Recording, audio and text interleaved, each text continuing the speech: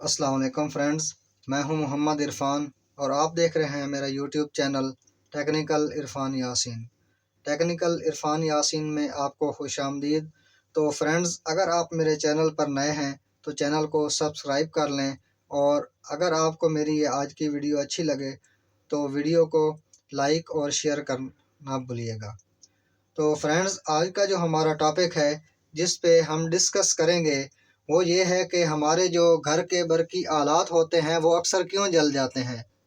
उनके जलने के पीछे ऐसी कौन सी रीज़न होती है कि अक्सर आए दिन कभी आपके जो है फ्रिज का कंप्रेसर ख़राब हो जाता है, कभी आपकी एलईडी ख़राब हो जाती है। तो इसी तरह मुख्तलिफ जो आपने घर में इक्विपमेंट आप रखे होते हैं, यूज़ करते हैं, वो जो है बिजली की फ्लक्चुएशन, वोल्टेज के अप डाउन होने की वजह से जो है अक्सर ख़राब हो जाते हैं बिजली के झटकों की वजह से। तो हम डिस्कस करेंगे कि वो जो झटके हैं बिजली के, वो किस वजह से लगते हैं और उनसे किस तरीके से बचा जा सकता है। ठीक है दोस्तों, तो सबसे पहला जो मेन फॉल्ट होता है वो ग्रिड स्टेशन से जो है वोल्टेज का अप या डाउन हो जाना किसी तकनीकी ख़राबी की वजह से। उससे भी जो है एक कभी वोल्टेज हाई हो जाते हैं या कभी बिल्कुल ही डाउन हो जाते हैं। तो एक जो है ये जर्क होती है, झटका होता है वोल्टेज का, जो एक लम्हे के लिए आता है और फिर चला जाता है। तो उससे जो है आपके घर के जो बरकी आलात हैं वो अक्सर जो ऑन पावर होते हैं, जिनके बटन आपने ऑन रखे हुए होते हैं, वो अक्सर जल जाते हैं। ठीक है दोस्तों, एक तो ये वजह है, और दूसरी वजह ये है कि बारिश के मौसम में कभी ऐसा होता है कि जो आसमानी बिजली है वो लाइनों के ऊपर गिरती है। बिजली की जो लाइनें हैं उसके ऊपर जब गिरती है तो एक बहुत ही जो है वोल्टेज पैदा होते हैं उस लाइन में। ठीक है जी, तो उसकी वजह से भी जो है आपके जो है बरकी आलात अक्सर जल जाते हैं। तो आप अक्सर सोचते होंगे कि आपने आरसीबी ब्रेकर लगाया होता है इस तरह का, तो आप ये सोचते होंगे कि ये हमें प्रोटेक्शन क्यों फराहम नहीं करता। तो फ्रेंड्स, उसकी वजह यह है कि इसका जो मकसद है लगाने का वो इससे बिल्कुल हट के है। इसका काम शॉर्ट सर्किट और ओवर करंट में इसने ट्रिप करना होता है, ना कि आपके जो वोल्टेज कुछ लम्हे के लिए अप डाउन होते हैं, झटका लगता है वोल्टेज का, जर्क होते हैं, उसको कंट्रोल करना। ठीक है जी, तो ये उस सूरत में काम नहीं करता, जिसकी वजह से ना ये ट्रिप होता है और ना ही आपके जो घर के हालात हैं वो महफूज होते हैं, अक्सर जल जाते हैं। और आपने ये आरसीसीबी भी लगाया हुआ होगा। ठीक है जी, रेजिडुअल करंट सर्किट ब्रेकर, तो ये भी उस सूरत में काम नहीं करता है, क्योंकि इसका मकसद जो है वो अर्थ लीकेज, या अगर किसी को इलेक्ट्रिक शॉक लग जाता है तो उसकी सूरत में ट्रिप करवाना होता है। ठीक है जी, अगर इसकी न्यूट्रल या फेस कोई भी आउट ऑफ सोर्स होगी, आउटपुट से बाहर होगी, तो यह फ़ौरन ट्रिप करवाएगा। इन दोनों का जो काम है वो आपके जो घरेलू आलात हैं उनको महफूज रखना बिल्कुल नहीं है। अगर आपने ये दोनों ब्रेकर घर पे लगाए हुए हैं, ठीक है जी, और ये चीज़ जो तीसरी है जिससे मैं आपको इंट्रोड्यूस करवाने वाला हूँ, अगर आपने ये नहीं लगाई तो ये दोनों ब्रेकर जो हैं आपके बिल्कुल ही काम नहीं करेंगे इलेक्ट्रिक के जो वोल्टेज का जो झटका है उसकी सूरत में। तो फ्रेंड्स, अब मैं आपको जो है इसके बारे में इंफॉर्मेशन देता हूँ कि ये क्या चीज़ है और ये किस तरह वर्किंग करेगी। ठीक है दोस्तों, तो ये है जी वोल्टेज, ओवर वोल्टेज प्रोटेक्टर है। ठीक है जी, तो आप इसमें देख सकते हैं कि इसके ऊपर लिखा हुआ है जी ओवर वोल्टेज प्रोटेक्टर।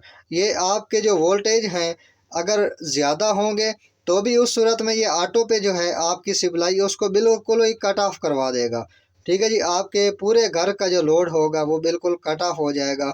अगर आपके वोल्टेज जो हैं वो 270 से इंक्रीज़ करते हैं, प्लस माइनस 5 जो है इसमें लिखा हुआ है, तो इसका मतलब ये है कि आपके वोल्ट ये जो है 265 में भी काम कर सकता है ओवर वोल्टेज की सूरत में, और 275 भी।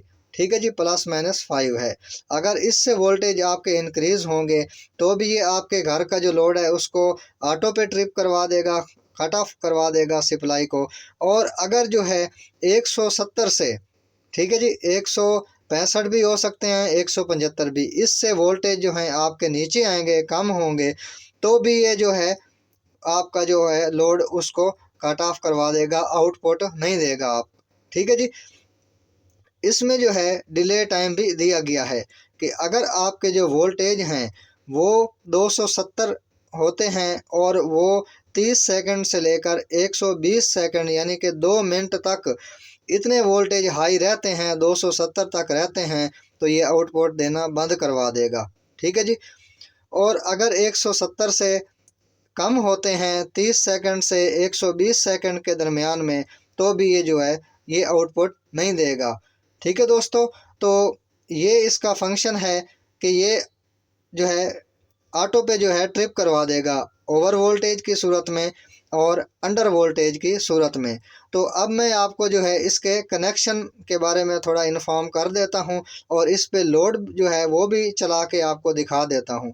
तो जो दूसरे ब्रेकर होते हैं, एमसीबी हो गया या ये जो है आरसीसीबी सर्किट ब्रेकर हो गया, तो इसमें जो है पोलैरिटी का कोई ख़ास ख्याल नहीं रखा जाता कि आप इस तरफ जो है फेस लगा दें और इधर न्यूट्रल लगा दें, इनको आपस में चेंज भी कर दें तो कोई इशू नहीं होता। लेकिन ये जो है इसमें आपने लाजमी ख्याल रखना है, क्योंकि इसके अंदर एक इलेक्ट्रॉनिक सर्किट लगा होता है जो रिले वगैरह बनती है, आउटपुट आगे देता है। तो उसमें अगर आप इसकी पोलैरिटी चेंज करेंगे तो इसका जो अंदर का सर्किट है वो बर्न हो जाएगा, जल जाएगा और आपका जो ये इक्विपमेंट है ये, ठीक है जी, ये नकारा हो जाएगा। तो आप देख सकते हैं कि पहले नंबर पे तो इसमें जो है एरो का निशान दिया गया है। ठीक है जी। एरो का निशान का मतलब यह है कि इस तरफ से आपने मेन सप्लाई देनी है और इस तरफ आप देख सकते हैं कि उन्होंने एन लिखा हुआ है, न्यूट्रल। ठीक है जी, इसमें आप न्यूट्रल देंगे और इसमें आप जो है फेज़ इनपुट देंगे और इस तरफ जो है एरो का निशान बाहर की तरफ है कि ये आपकी आउटपुट है। इस तरफ आप न्यूट्रल देंगे, ठीक है जी, सेम, और इस तरफ से आपका फेस आउट होगा। ठीक है दोस्तों, इस तरफ जो है आप चेंजिंग कर सकते हैं क्योंकि ये आपका लोड है, लेकिन इनपुट पे जो है आपने लाजमी पोलैरिटी का ख्याल रखना है कि आपका इसी पॉइंट पे ही जो है न्यूट्रल होना चाहिए और इस पे फेस होना चाहिए। न्यूट्रल और फेस जो है वो आप जो है फेस टेस्टर की मदद से चेक कर सकते हैं। पहले वायर लगाने से पहले आप चेक करें कि कौन सा फेस है और कौन सा न्यूट्रल है, तो उससे पोलैरिटी देख के आप इसके अंदर कनेक्शन के करें। तो ये इसकी जो है बहुत ही सेफ्टी है और एहतियात वाला काम है कि आप इसको लगाते हुए एहतियात से इनपुट दें ताकि आपका जो है ये जो है इक्विपमेंट है ये ख़राब ना हो, प्रोटेक्शन डिवाइस। ठीक है जी, इसको जो है वीपीडी कहते हैं जी, वोल्टेज प्रोटेक्टर डिवाइस। ठीक है जी। तो इसके बाद जो है मैं आपको इसके कनेक्शन वगैरह करके मुकम्मल बताता हूँ। ठीक है जी। तो आपने सिंपली जो है इस तरफ से जो है जिस तरफ मैंने आपको बताया था उस तरफ आपने इसको इनपुट दे देनी है और दूसरी साइड पे जो है आपने यहाँ पे एन लिखा हुआ है वो न्यूट्रल देना है, जैसा कि मैंने आपको अभी बताया। तो मैं आपको लोड के लिए जो है ये बल्ब ऑन करके रोशन चेक करवाता हूँ और इसकी जो दो आपको एक पावर की इंडिकेशन है और दूसरी प्रोटेक्शन की है। इसके बारे में भी आपको थोड़ा सा बता देता हूँ कि जब आपका नॉर्मल लोड चल रहा होगा तो सिर्फ पावर की ग्रीन इंडिकेशन आ रही होगी, यहाँ पे पावर लिखा हुआ जी, तो ये ग्रीन इंडिकेशन जलेगी। और जब ये ट्रिप करेगा ओवर वोल्टेज या अंडर वोल्टेज की सूरत में तो आपकी जो ये रेड लाइट है ये ऑटो पे ऑन हो जाएगी। ठीक है जी। अभी इसको मैं ऑन करता हूँ तो देखते हैं कि इसकी कौन सी लाइट जो है वो ऑन होती है।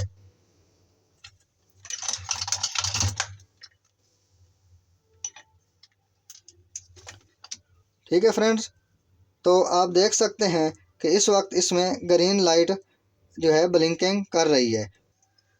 तो फ्रेंड्स आप देख सकते हैं कि इसने जो है तकरीबन 30 सेकंड का डिले टाइम लिया है और उसके बाद जो है ये ऑटो पे जो है इसने लोड को ऑन करवा दिया है।